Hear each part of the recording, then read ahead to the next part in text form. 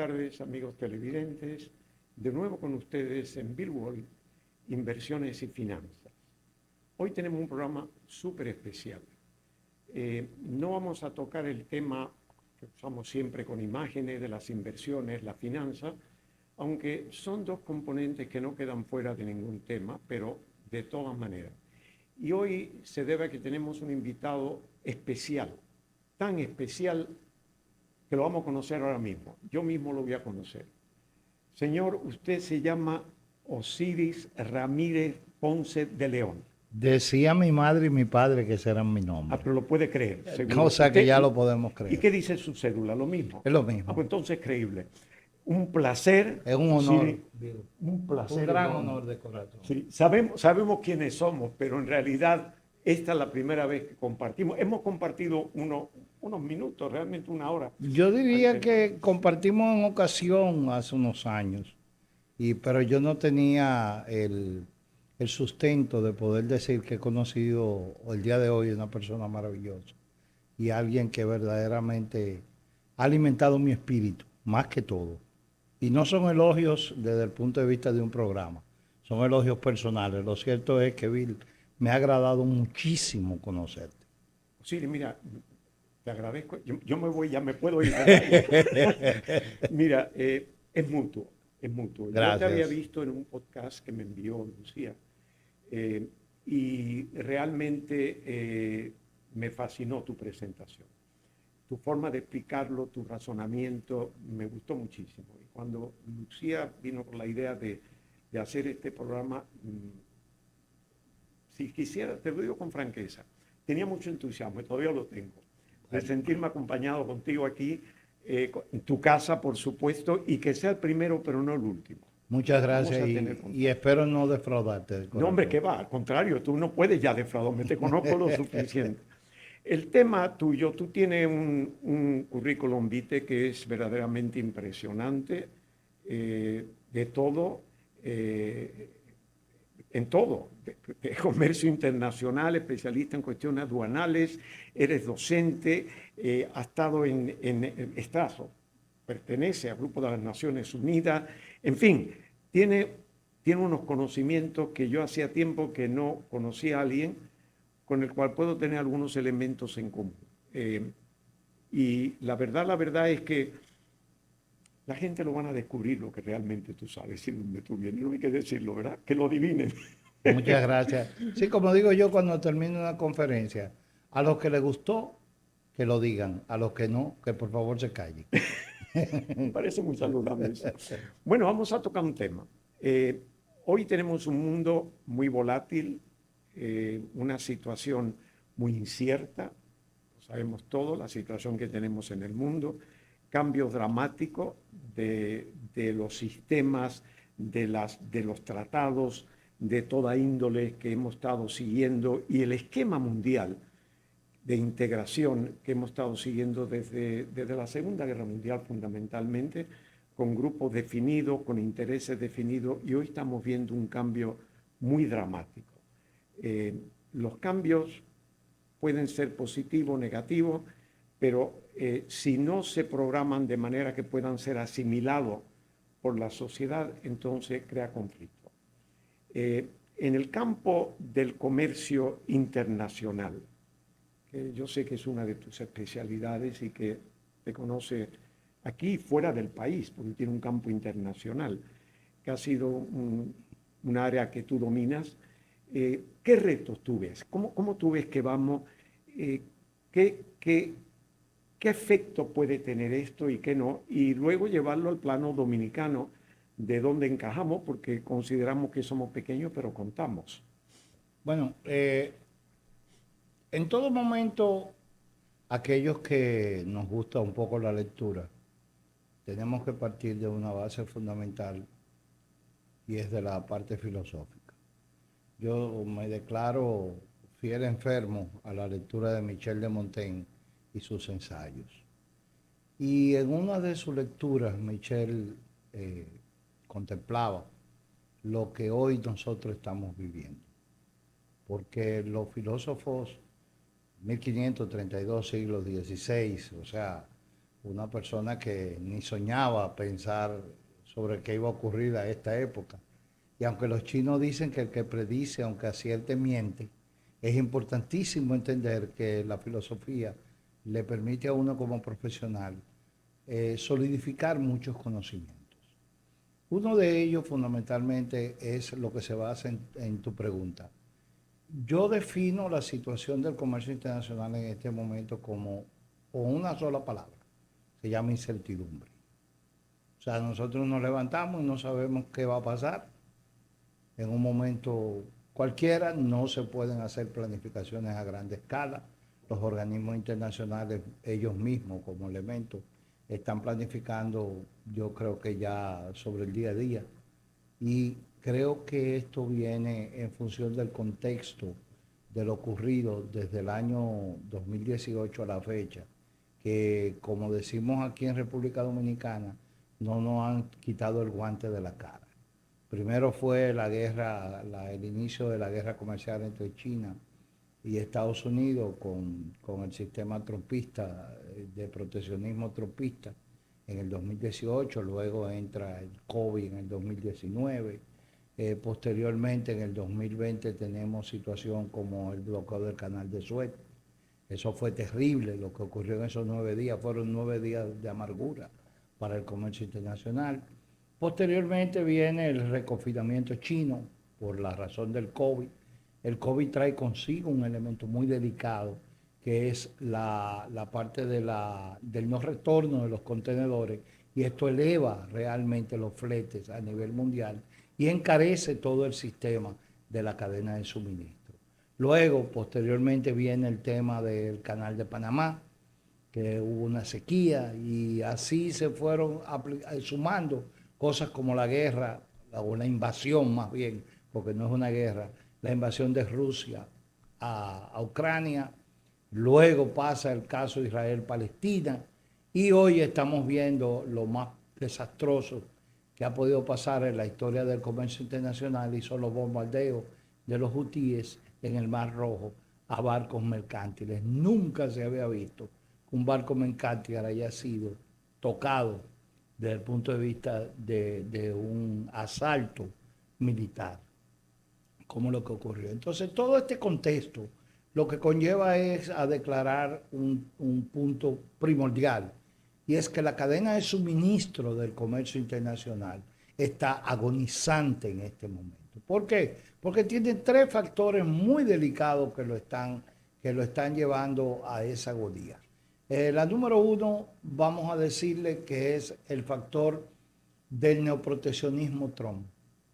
Porque como presidente antisistémico, yo siento que en ocasiones él se está dando tiro en los propios pies, porque está llevando a su propio país a una inflación increíble. La segunda es la deflación que tiene China en este momento. China ahora mismo está produciendo más de lo que consume el pueblo chino. Y eso es algo muy delicado, señores, porque ahí va a venir entonces una invasión a nivel de mercado, y ya lo estamos viviendo a través de Temu, lo estamos viviendo a través de Chain, que los países subdesarrollados o en proceso de desarrollo y hasta las grandes potencias están sintiendo lo que se llama el tsunami de los couriers, que eso es un factor muy delicado. Y el último de todo ello, que para mí es uno de los más importantes de todos, es el factor del posicionamiento de las materias primas. Solamente hay que ver lo que está pasando con el chocolate y el cobre a nivel mundial. El que analiza la situación del cobre con Chile, por ejemplo, y toda la costa oeste y la costa oeste de Estados Unidos, se da cuenta de cómo ha bajado el consumo del cobre a nivel mundial. Y con el tema del chocolate, ni decir que a veces yo me asombro de que aquí el clúster del chocolate, del cacao, no esté un poquito atento en ese sentido, y viendo que, por ejemplo, hoy mismo la tonelada de cacao anda en los $10,000 la tonelada.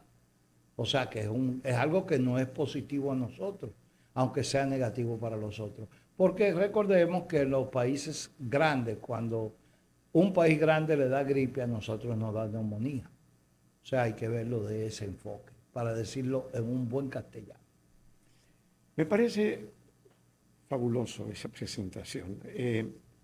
Yo veo un elemento en el ser humano que trata de unir los esfuerzos, la unión hace la fuerza, pero impera el individualismo.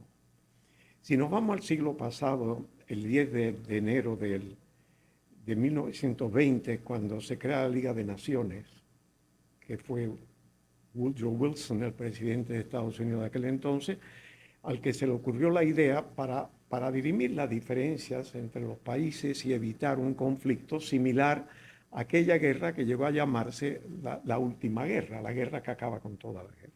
Que no fue así, claro está.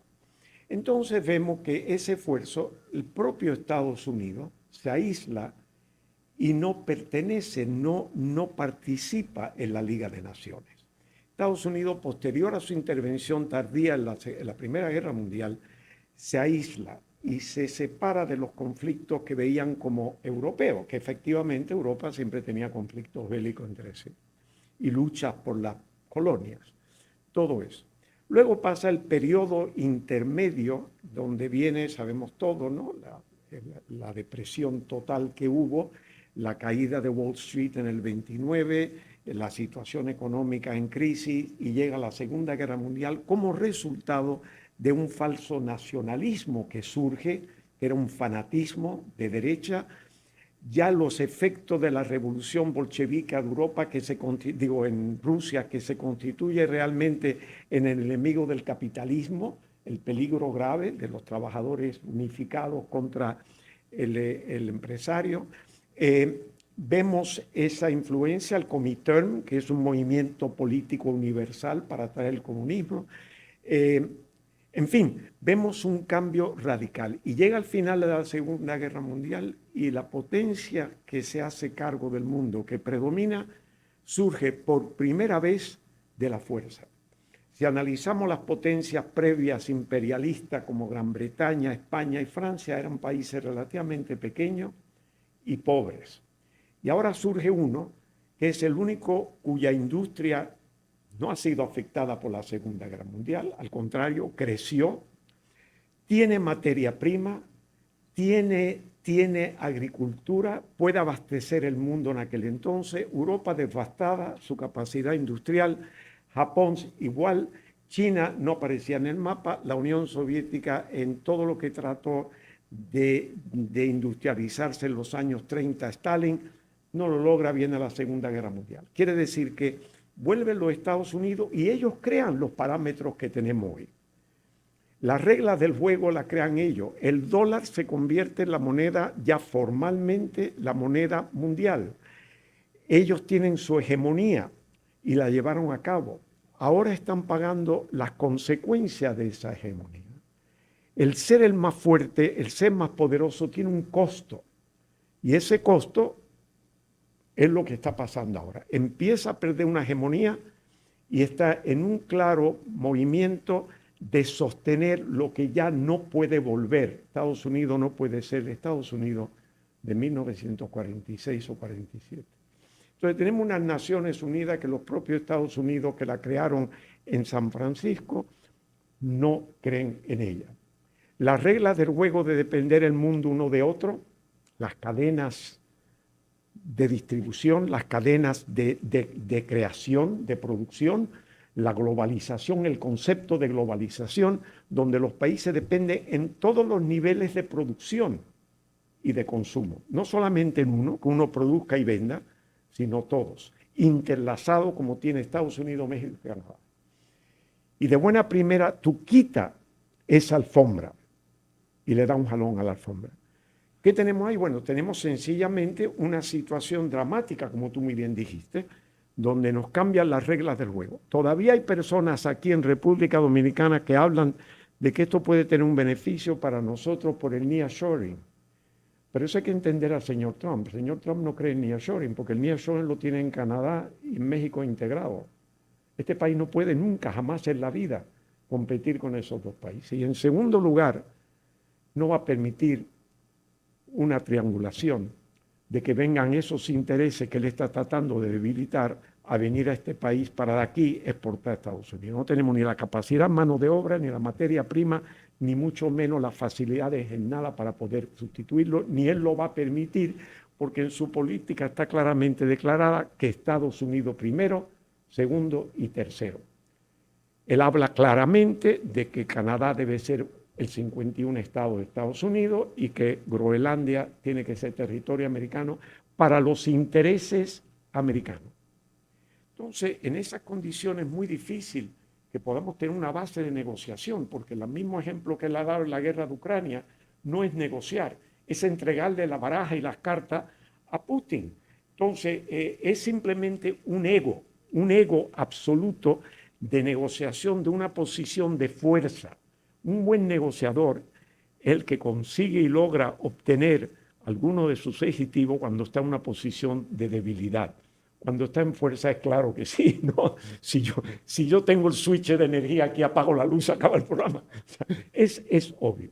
Así que yo creo que el conflicto, fuera de lo que hemos dicho, es que hay un elemento fundamental en la evolución social, de que cuando tratamos de unirnos, viene entonces el eje opuesto de separación, donde cuenta más el individualismo que lo colectivo. Entonces, el mundo llega a ese paso donde ahora, con más de 8.000 millones de habitantes, con una China que no existía excepto en el mapa, hoy una potencia, que hay que entenderlo, y evidentemente alguien no va a sustituir a Estados Unidos.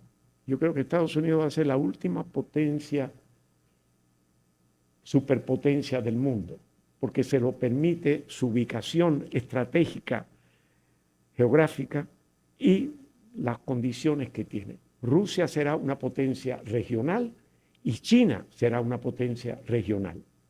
No veremos, a mi criterio, una nueva superpotencia que pueda actuar militarmente en cualquier parte del mundo, que controle la moneda internacional, que es el dólar para los efectos aún, que tenga esa base, que tenga ese poderío, que tenga esa influencia en el mundo y que el mundo tenga esa influencia en Estados Unidos, puesto que se alimenta de todas las sociedades y culturas del mundo. Y Rusia es una sociedad cerrada, y China también, y Japón también. Por consiguiente, una superpotencia tiene que tener esa puerta abierta de alimentarse de gente de todo el planeta para poder influenciar a todo el planeta. Ese es mi criterio. Entonces yo creo que la cuestión es, y vuelvo a preguntarte, es cómo podemos manejar la situación que tenemos, qué podemos esperar y qué debemos de estar conscientes y qué tú crees que se puede hacer. Mira, volviendo al planteamiento que tú haces que lo describiste magistralmente, desde la fundación de la Liga de las Naciones, pasando por el crash, por la Gran Depresión, que mucha gente no sabe que el famoso Black Friday viene de ahí, y, y salen corriendo a comprar sin saber qué es lo que eso significa. Y a mí me da mucha risa porque el Black Friday, bueno, vamos a dejarlo de ese tema. Entonces, pasando luego al factor de la recomposición de la economía mundial y el nacimiento de lo que se le llama la Guerra Fría, cuando la Carta de La Habana no se firmó, porque verdaderamente, como lo dices tú y lo planteas, Estados Unidos tenía el Plan Marshall, había un pleno empleo, había gente que tenían hasta 3 empleos en un solo día. Y esto conllevó a que eso acrecentara el crecimiento de superpotencia a los Estados Unidos. Esto también conllevó a un elemento muy importante y fue el nacimiento de dos estructuras más, que fueron el Banco Mundial y el Fondo Monetario Internacional. Y luego, por supuesto, la OIC, la Organización Internacional de Comercio, que es hoy la OMC, no se dio al traste porque verdaderamente a Estados Unidos no le convenía y negoció el GATT. Entonces, todos estos parámetros hay que tenerlo en cuenta para poder hablar de lo que pasó luego con los petrodólares, después que Nixon hizo el dólar patrón general y, como dices tú, puso la regla, porque hay una regla que se llama la regla del oro, que quien tiene el oro pone las reglas. Entonces eso hay algo que tenerlo muy en cuenta. Pero lo más importante de todo esto es que desde la sustitución de importaciones de los años 70, 60, luego la década perdida de los años 80, luego la reconformación estructural de la digitalización de los años 90, porque la gente piensa que se está hablando de digitalización en el 90 y no es así. La digitalización viene del 50, vamos a decirlo con claridad. Y posteriormente la entrada al siglo del el famoso susto que teníamos con pasar a la digitalización de la analogía a la digitalización, que al final de cuentas no pasó nada. El GK, no sé si ustedes recuerdan Sí, eso. me acuerdo. Entonces, hay un dato muy importante. Desde el 2000 a 2008 hubo una tranquilidad económica muy brillante en el mundo, hasta que en el 2009 explota la burbuja inmobiliaria. Y se vuelve a restablecer en el 2012 todo esto, hasta que ya en el 2018 comienza la crisis con el neoproteccionismo trumpiano, como yo le he llamado. Pero ¿qué pasa? Que surge algo más delicado, que fue el COVID, y el COVID ha causado una reestructuración que se le llama la neologística post-pandemia. Ya esa neologística post-pandemia, la gente habla de que la globalización desapareció. No, no, no. La globalización cambió de apellido. Ahora la globalización se llama regionalización y se va a aplicar cambiando el offshoring, que era la deslocalización que se hacía hacia China, lo vamos a tener más cerca con friendshoring, que son friendshoring, ¿quiénes son? Son aquellos amigos que están cerca, a menos de 6 horas de distancia de nosotros, y nosotros le vamos a comprar la materia prima y a tener los elementos de producción ahí. Entonces, ya para aterrizar básicamente lo que tú me estás planteando, yo soy de los que pienso que lo que hay que reanalizarse como economía internacional, cuál es el futuro que nosotros queremos ver. Por ejemplo, ¿qué me preocupa a mí mucho? Que no se ha hecho ningún plan mundial por un futuro COVID. Eso es una cosa que me tiene a mí preocupado, porque al mundo entero nos cogió desprevenido el COVID, incluyendo a las autoridades de salud. Entonces, al final de cuentas, yo soy de los que pienso que por más fórmulas que nosotros querramos dar, si no hacemos el multilateralismo, la bandera mundial, no vamos a poder continuar solos. Eso de volver al neoproteccionismo es un gravísimo error desde el punto de vista de cualquier líder mundial. Inclusive el mismo Davos, la misma reunión de Davos, se lo acaba de decir la OMC, o CALA, le acaba de decir la secretaria general, y el mismo Guterres, secretario general de las Naciones Unidas, acaba también de plantearlo. En consecuencia, yo pienso que lo más importante de todo esto es que nosotros nos sentemos y miremos el panorama y busquemos soluciones fehacientes y creíbles, no particulares como la que tú acabas de decir. Sí, yo creo que sabias palabras. Muchas gracias. Pero vamos a hacer una breve pausa y volvemos con ustedes con este mismo interesantísimo tema que, como ustedes ven, va mucho más allá de simple comercio o finanzas o inversiones. Hasta ahora.